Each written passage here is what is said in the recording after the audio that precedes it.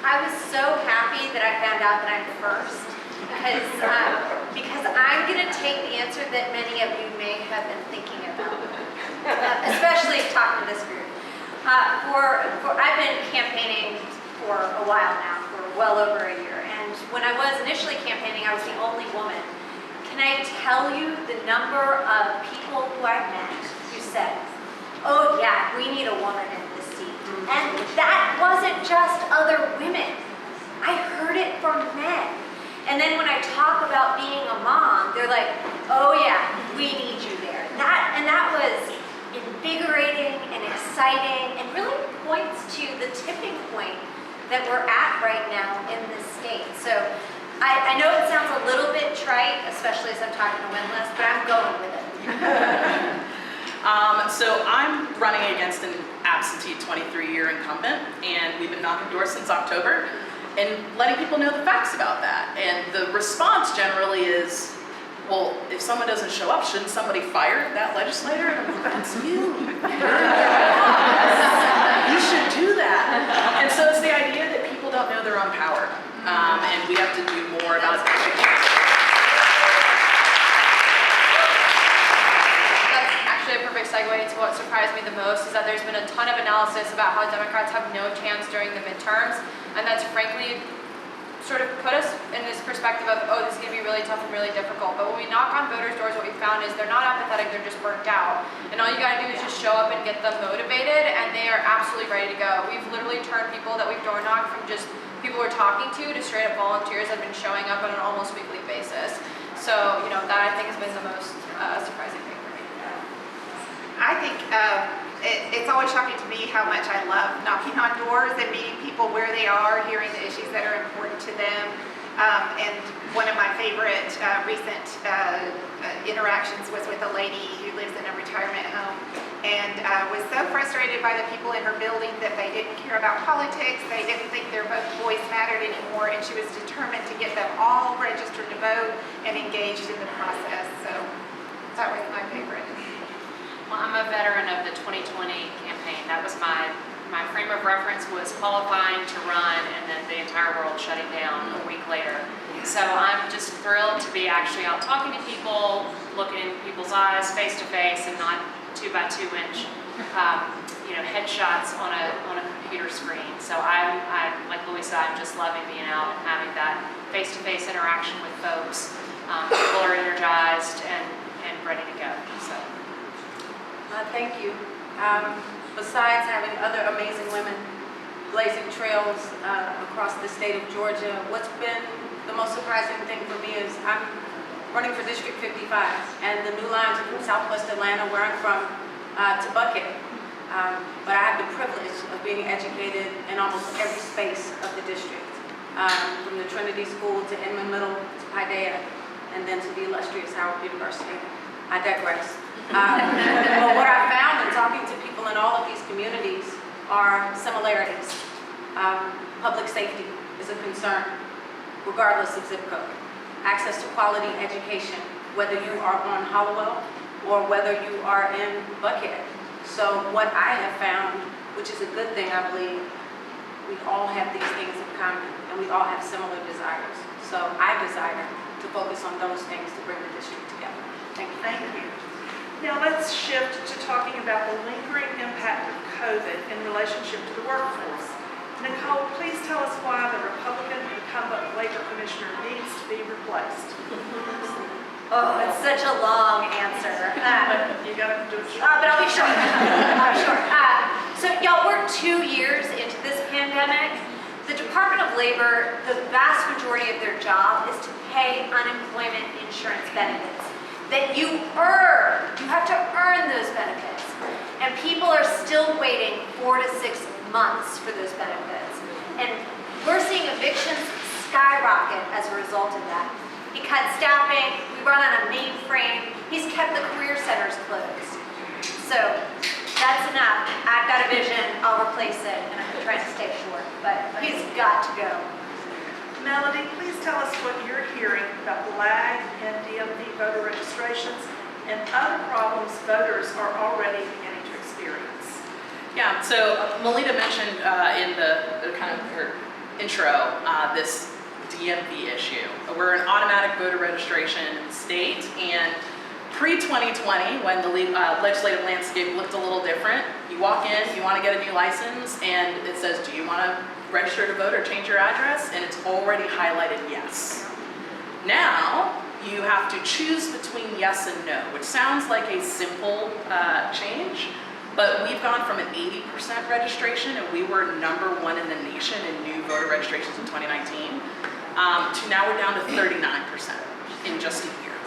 And it's very clear to be able to see that what happened was 2020, because we know if people vote, they vote Democratic when we have numbers. So that's what we're seeing. I started a Get Out the Vote organization, as Melita had mentioned, and voting rights are near and dear to my heart. It's just so easy to leave the yes checked. There's only one reason why they would change that. Well, it doesn't take much guessing to figure it out Sure now. does. You were heavily recruited to run by members of the Muslim and organizing communities you have worked alongside for years. Can you tell us how they persuaded you to run? Yeah, so I did not plan on running for office. I was actually planning on running a marathon and then like supporting candidates like for the rest of the year, right? Like I was gonna do my typical stuff like volunteering for campaigns, maybe even working for some of them. And I had actually attended a training with Georgia Muslim Voter Project because they asked me to attend to give feedback on what I thought about it. I was like, yeah, sure, like I've got, a reporter happened to be there, interviews me, this was like in August, and then in December, an article comes out saying I'm contemplating a run for office. Like 4 months later, on my husband and I's anniversary, and I was just so confused because my phone was going off and people telling me like, I want to volunteer for you, I want to donate to you, and I was like, what is, so then I found out about the article. I literally had no idea this was happening. But to see that excitement from people like my dad, who has been incredibly cynical about the political process, saying, I am pledging to donate to you, or like my siblings who were like, yeah, I will, volunteer. Did they volunteer? Not really, but like they were excited at the time. And I just, that impact of seeing folks who've never seen themselves in the political process say, I want to be engaged and I have a specific way I want to do it, I couldn't ignore it. And so we launched my campaign 15 days later. Thank you. Luisa, as a nurse, you know firsthand the impact COVID has had on Georgia families. Could you please share why you and your fellow Democrats are so committed to expanding Medicaid? Yeah, I mean, we've had the opportunity to fully expand Medicaid for years, and the only reason why that hasn't happened is because the Republican leadership has played political games with our health and our lives. I mean, we need those federal dollars to come into our healthcare system, particularly in the rural areas where they're seeing hospitals closing down. Yes. We've all come face to face with the repercussions of underfunding or not funding public health, and we've all seen the doctors and nurses showing up at the hospital protected by trash bags and reusing disposable masks. Many of the people in this room have probably sewn masks to protect people and claimed pots for the frontline workers. We've come together in a time of crisis, and we need to continue to come together to make sure that we get health care and Medicaid fully expanded. Thank you. And Ellen, one of Governor Kemp's nicknames is Governor Shotgun. He recently signed a permitless carry bill. Please tell us how gun safety advocates such as yourself view this legislation. It's a disaster, honestly. And first, a little background. This is a bill, and thank you for calling it permitless carry and not constitutional carry, because the language really does matter, and that's a much better descriptor for what this is in a state with really no regulatory framework for using firearms. This is a bill that would come up every single session. Moms Demand Action is the group I was involved with. I was the state legislative lead, and we knew we had to fight this bill every session. But honestly, we also knew there was very broad bipartisan agreement that this was a terrible bill and a terrible idea. And so, we had to fight it, but we knew that, we had that knowledge in the background. And Speaker Ralston himself said only a couple of years ago, he used the word fringe to describe this bill and said that in his part of the state, which is North Georgia, one of the most conservative parts of the state, there was no appetite for this at all. This wasn't something his constituents were asking for. Fast forward a couple of years later, there's an insurgent Trumpist faction up and coming and challenging all of these incumbent Republicans, and all of a sudden what was fringe became law here in Georgia. There are some of those electeds have to distinguish themselves from their primary challengers, and here we are. And it's really, really bad policy. It's sort of in vogue, it's happening in a lot of states right now, but previously it had really been mostly in states with very sparse populations out west, where it just looks really different on the ground when you pass something like this. And the two states that have, are more similar to Georgia in terms of their population, Arizona and Missouri, had demonstrable increases in their homicide rates and their rates of aggravated assault. So it is bad policy. And this is where politics can lead you. And so I'm very opposed to it. I'm troubled by it. I'm very worried about what I'm going to see in my own community in Savannah, where we have really persistent gun violence there. And it's really just a reminder of why we need to elect more women. It's bad policy, and this is a very gendered issue, and we need women leading on this. And that's part of why I'm running. Thank you. Now, I want all of you on the panel to speak up so the back of the room can hear you. Inga will ask you about education because it's so important to your family. Does Georgia currently fund education at a level sufficient to continue attracting the high-tech music and movie industry companies you consult with, which have been recently relocated to Georgia? Great question. And if we funded education at a rate that we should, our teacher retention rates would be higher. Yes. Our students would be overperforming regardless of zip code. Melita's right, education is the undergirding of my family. My great-great-grandmother was the first Black superintendent in Camden County, which is St. Mary's, Georgia. It's what I come from. But to your question about what we attract, the music industry, which is my background, we believe in number ones. That's number one records. That's the top of the charts. But Georgia has number ones of its own, with the number one place to do business, but Atlanta's also number one for income disparity, and we can't have it both ways. So I believe that a solution can be greater than our problems, and we should create these pipelines to continue to create this synergy for these corporations to come here. And how we do that is K through 12, but also through utilizing and amplifying our HBCU ecosystem, our community college ecosystem for students that don't necessarily want a 4-year degree or worried about debt. If we do those things, I believe we can continue to attract the Microsofts, the Apples, the Amazons, all of those who are considering. But are we there now in a sustainable way? I fear not. Thank you. Thank you. The protection of reproductive freedom and a woman's right to make her own medical decisions has always been a lens to the Georgia Women's endorsement process.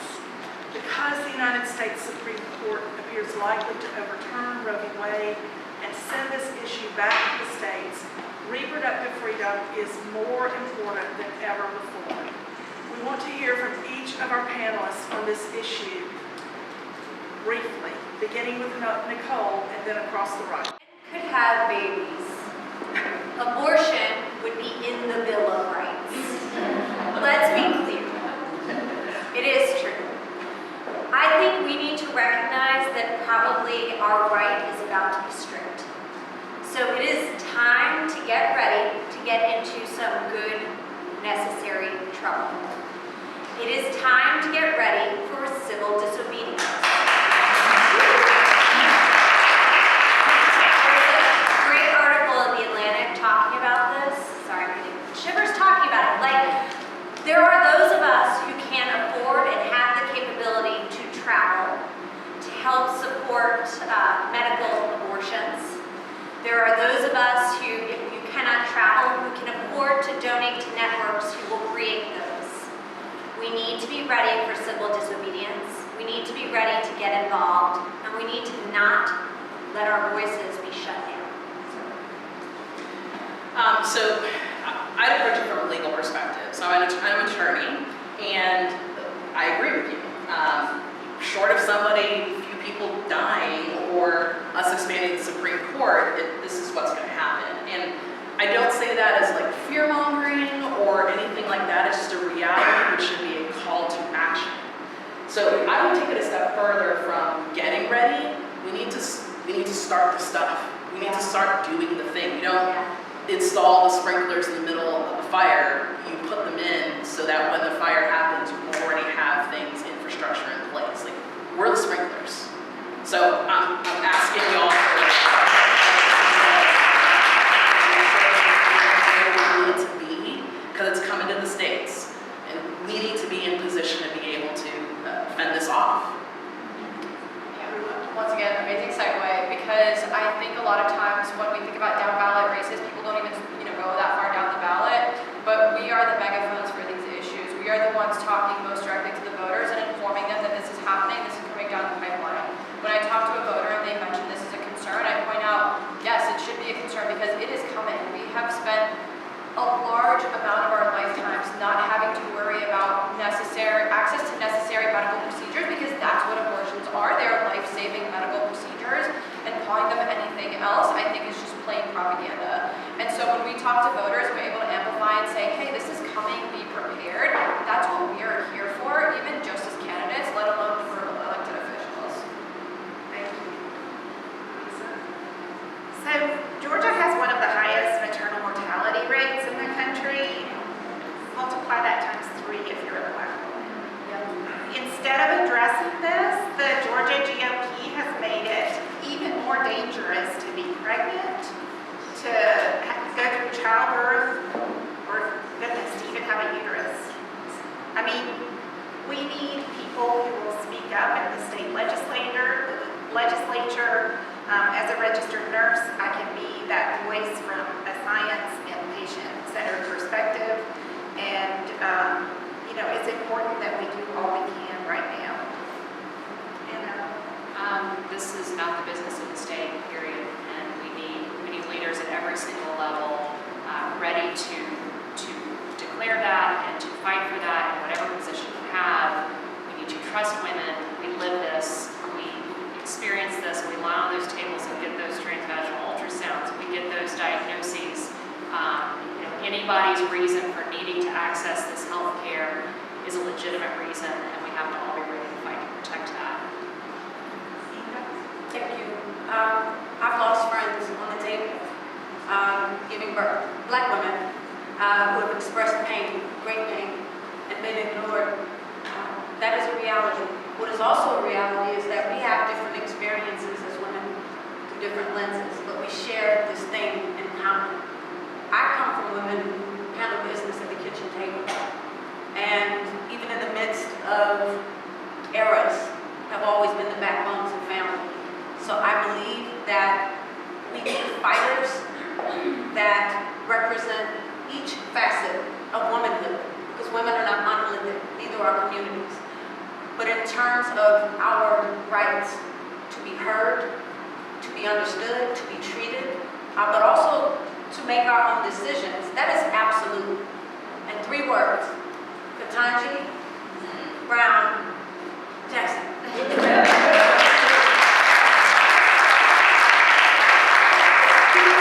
Speaks to the power of representation, but also to the power of inspiration. So it is not a fight that we will win overnight, but I can assure you that where women are working in tandem, solutions are present. And so I advocate for that, I believe in that, and I'll represent that at the State House. Thank you. Thank you. These endorsed women have clearly demonstrated why it is so important to elect them. And I want to assure you that the remaining endorsed women are equally impressive.